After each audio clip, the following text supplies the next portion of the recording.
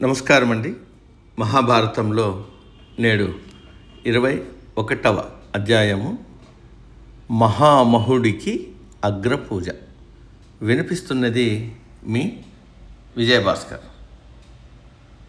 సభలో ఒకరు తనకి ఏదైనా ఇష్టం లేని అంశం చర్చించేటప్పుడు తన సమ్మతిని తెలియజేస్తూనే ఆ సభ నుంచి బయటకు వెళ్ళడం కొత్త అలవాటు కాదు.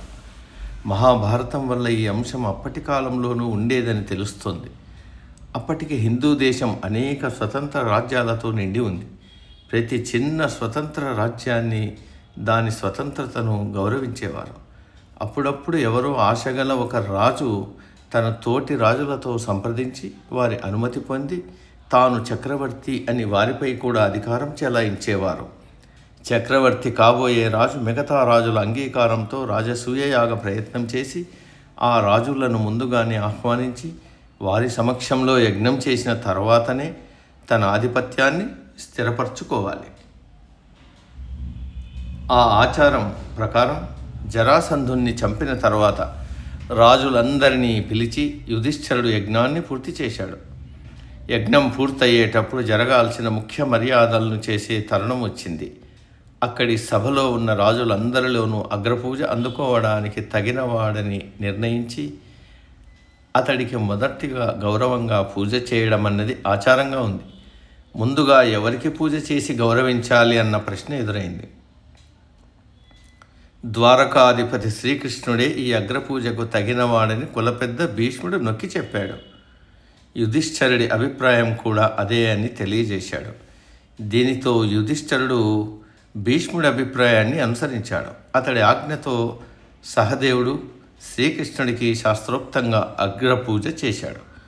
చేదిరాజు శిశుపాలుడు కృష్ణుడికి బద్ధ విరోధి. దుర్మార్గానికి సన్మార్గానికి వైరుధ్యం ఎప్పుడూ ఉన్నదే కనుక శ్రీకృష్ణుడిని పూజించడం సహించలేకపోయాడు. శిశుపాలుడు వికటాట్టహాసం చేసి ఇలా అన్నాడు: ఎంత అసందర్భం, అన్యాయం! ఇలాంటివి ఇక్కడ జరగడం వింత కాదు. ఎవరు అగ్రపూజార్హులు అని ప్రశ్నించిన అతడు వివాహమాడిన దంపతులకు పుట్టినవాడు కాదు అంటే కుంతి సంతానాన్ని నిందించాడు. అగ్రపూజ అందుకోదగిన వ్యక్తి పేరు చెప్పినవాడు ఎప్పుడూ ఎత్తు నుంచి దిగువకు వచ్చు దాని కుమారుడు అంటే ఎత్తు నుంచి పల్లానికి ప్రవహించేది గంగానది పుత్రుడైన భీష్ముడిని నిందించాడు.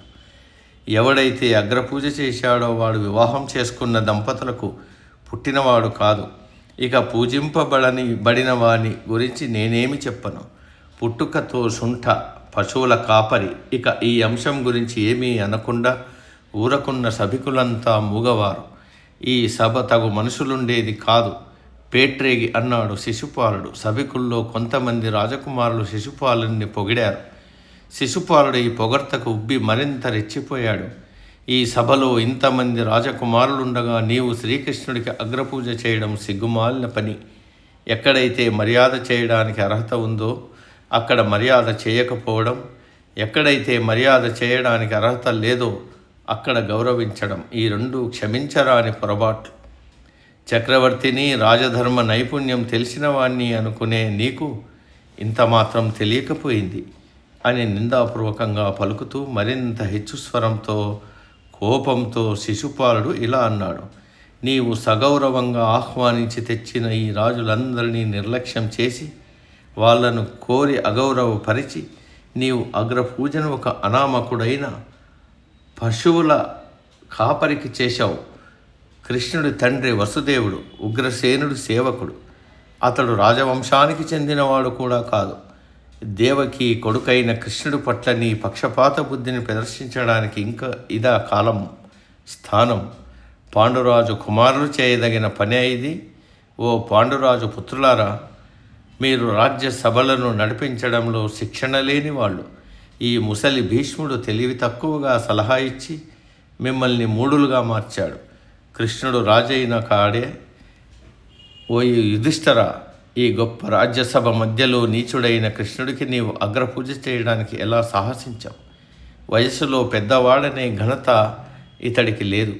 నీకు తెల్ల వెంట్రుకలయందు గౌరవం ఉంటే ఈ కృష్ణుడు తండ్రి బతికే ఉన్నాడు కదా.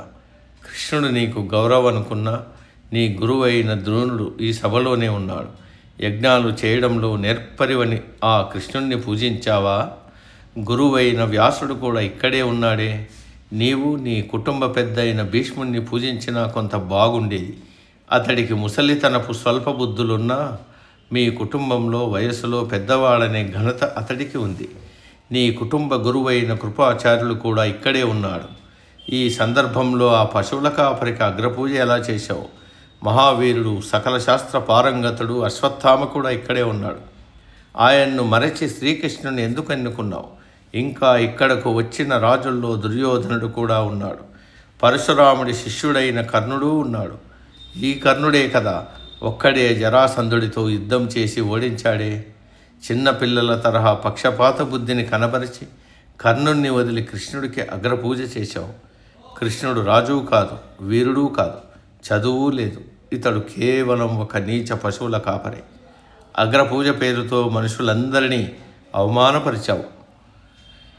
ఓ రాజులారా, ఈ యుధిష్ఠరుడు చక్రవర్తి అయి ఉండటానికి అతడి వల్ల భయంతో మనం సమ్మతించలేదు. అతడు శత్రువైనా మిత్రుడైనా మాకంత లక్ష్యం లేదు.